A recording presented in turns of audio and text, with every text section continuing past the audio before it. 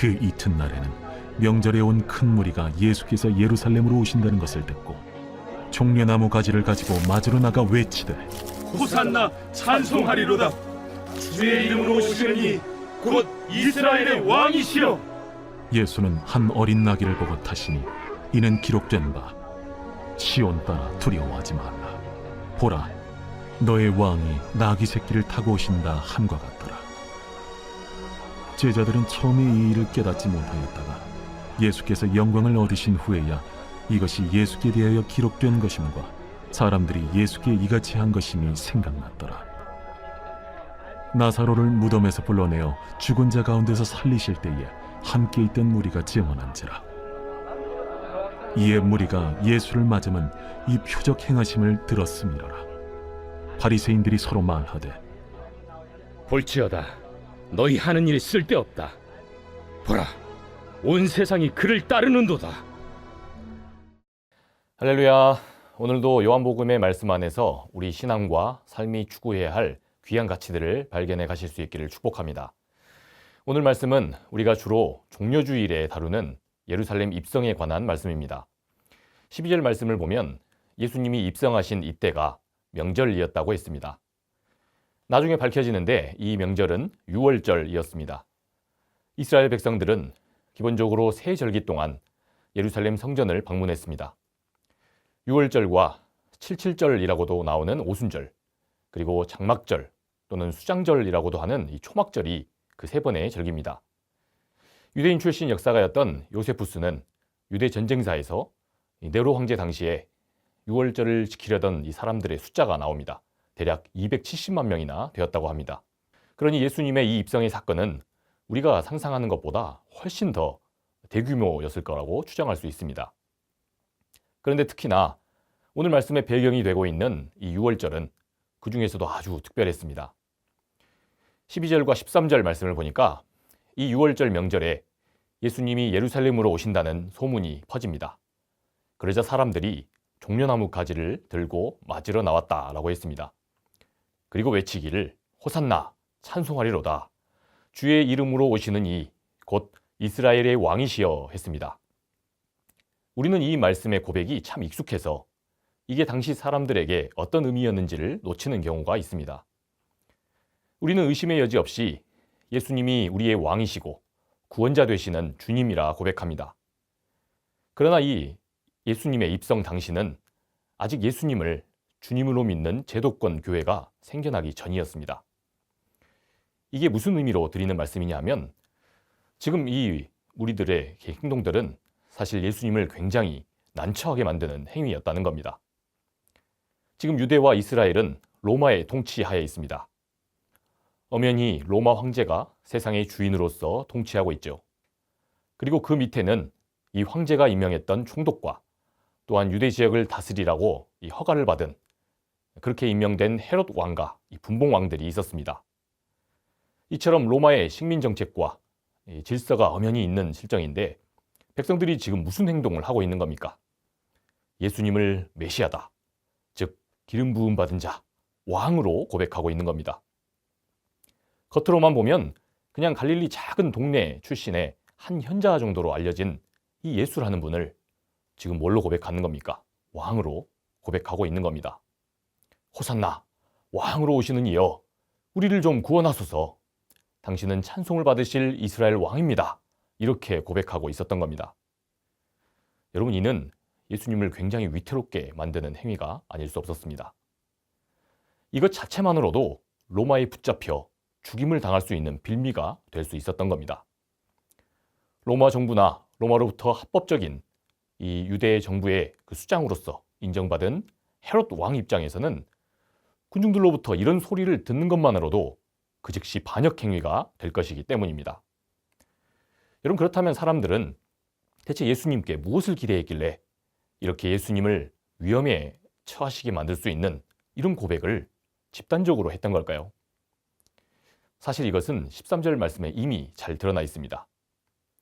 사람들은 예수님을 진짜 찬양받기에 합당한 구원자로 또한 이스라엘의 왕으로 고백하고 있었습니다. 이스라엘은 아주 오랜 세월 거듭되는 식민 통치 하에 있었습니다. 북이스라엘이 아수르에 망하더니 이제 남유다는 바벨론에 멸망당합니다. 그리고는 거기에 수많은 백성들이 포로로 끌려갔습니다. 이후에는 패권을 장악한 이 바사, 페르시아에 의해서 유대로 기환해 돌아옵니다. 그러나 상황은 나아지지 않았습니다. 이후에는 알렉산더가 이끄는 마케도니아 제국의 식민지였습니다. 그러다가 그 제국을 분할 통치하게 되었던 시리아 정부의 지배를 받았습니다. 그리고 지금은 어떻습니까? 새로운 패권 국가인 로마의 식민지가 돼 있습니다. 이러한 중에 이스라엘 백성들에게는 메시아 대망 사상이라는 신앙이 싹텄습니다. 지금은 이 반복되는 끔찍한 식민 통치하에 있습니다. 그러나 언젠가 하나님께서 당신의 사자 메시아를 보내주실 거다. 그래서 과거 이스라엘을 가장 강력한 국가로 통치했던 이 다윗 왕과 같은 강력한 정치력을 가진 이 메시아를 보내주실 거다. 그리 되면 우리 이스라엘이 다시 과거의 영광을 얻게 될 거다. 이 같은 메시아를 기다리는 믿음이 이들을 버티고 또 버틸 수 있게 해주었다는 겁니다. 여러분, 그런데 사람들은 우리 예수님에게서 바로 이 강력한 정치적 메시아의 그 면모를 보았다는 겁니다. 자기들 눈앞에 있는 이 예수님, 눈먼 자가 눈을 뜨고요, 죽은 자가 살아나고 가난한 사람들이 다시 삶의 소망과 용기를 얻고 그렇게 회복되는가 하면 가는 곳마다 기적을 일으키시는 분, 특별히 한꺼번에 5천 명이나 되는 사람들을 한꺼번에 먹일 수 있는 그 먹을거리를 해결하시는 이분, 이 예수님이야말로 이들이 그토록 오래 기다려온 강력한 정치적 메시아라고 여기게 되었던 겁니다. 그래서 사람들은 이 6월절 대대적으로 예수님께 그러한 자기들의 바람과 기대를 한꺼번에 쏟아낸 겁니다. 여러분, 6월절이 유대인들에게 특별히 어떤 절기입니까? 하나님의 애국 파라오의 그 폭정으로부터 구원해 주심을 기념하는 해방의 절기입니다. 이제 사람들은 바로 이 명절에 예수님에게서 로마로부터 해방될 역사를 바라고 기대하고 있었던 겁니다. 당장이라도 그 강력한 힘과 능력으로 로마의 그 하수인들을 다 처단하여 자기들의 세상을 만들어줄 강력한 메시아를 보고 있었다는 겁니다. 여러분, 그런데 14절과 15절을 보니 여기에 찬물을 끼얹는 장면이 펼쳐졌습니다. 정작 우리 예수님은 이런 엄청난 군중들의 호산나 함성을 뚫고 어린 새끼 나귀를 타고 예루살렘에 입성하신 겁니다. 아니, 대체 이게 어찌된 일입니까? 예수님은 호산나, 다윗 왕과 같은 이 강력한 군주를 영접합니다. 이렇게 외치던 백성들에게 대체 무슨 의중으로 나귀 새끼를 타고 입성을 하시는 겁니까? 그것은 바로 예수님 당신이 가르치신 대로 하나님 나라, 하나님이 통치하시는 세상은요, 그런 식으로 이루어지는 게 아니라는 겁니다. 로마뿐 아니라 유대 이스라엘 사회를 침략하고 지배해온 이 패권 국가들이 다 어땠습니까? 하나같이 자기의 가진 것과 또 힘으로 찍어 누르고 위계와 서열로 줄 세우게 했습니다. 그런데 예수님은 그런 폭력과 힘으로 세상을 바꾸러 오신 것이 아니라는 겁니다. 오히려 겸손과 섬김, 또한 관용과 희생, 사랑과 자비를 원하시는 하나님의 뜻과 방법으로 그렇게 이루어가는 것이 하나님 나라, 곧 메시아 왕국이라는 겁니다.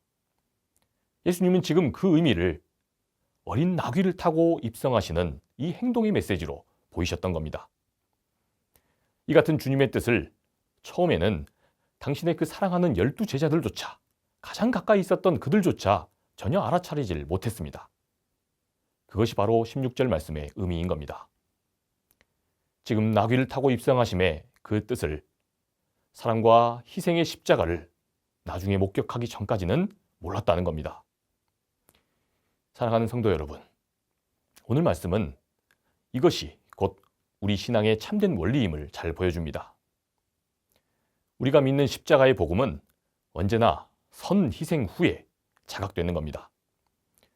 우리가 먼저 자기 십자가를 지는 것을 통해서만 드러나게 되고 그것이 증명되고요, 또한 후에 깨달아지는 겁니다. 복음은 언제나 그렇게 전달이 되고 납득이 되는 겁니다. 그러니 오늘 말씀 앞에서 우리가 이 점을 분명하게 성찰해 봐야 합니다. 우리도 때로 우리 각자의 염원과 기대대로 예수님을 믿습니다. 예수님이 이런저런 우리의 바람과 소원을 우리 방식으로 이루어 주시기를 기대하며 그렇게 신앙생활을 한다는 겁니다.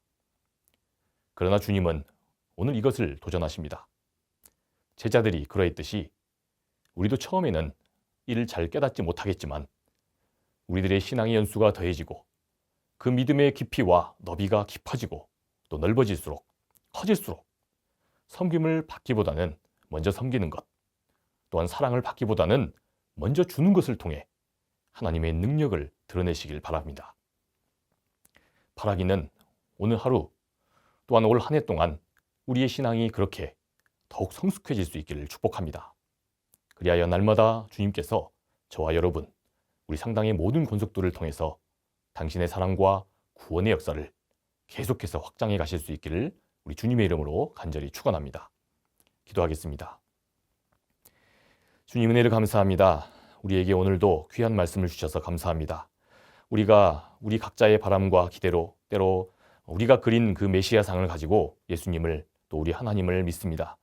그러나 그런 우리들을 기다려 주시고 날마다 우리가 더 성숙해지기를 또 기대하고 원하시는 그 하나님의 뜻을 따라 우리의 신앙의 그 연수가 더해지면 더해질수록 더욱 성숙한 사랑으로 섬김을 받고 또 사랑을 받기보다는 내가 먼저 주는 사랑으로 나아갈 수 있도록 인도하여 주시옵소서. 그렇게 하실 주님만을 찬양하오며 사랑이 많으신 우리 구주 예수 그리스도의 이름으로 기도합니다. 아멘.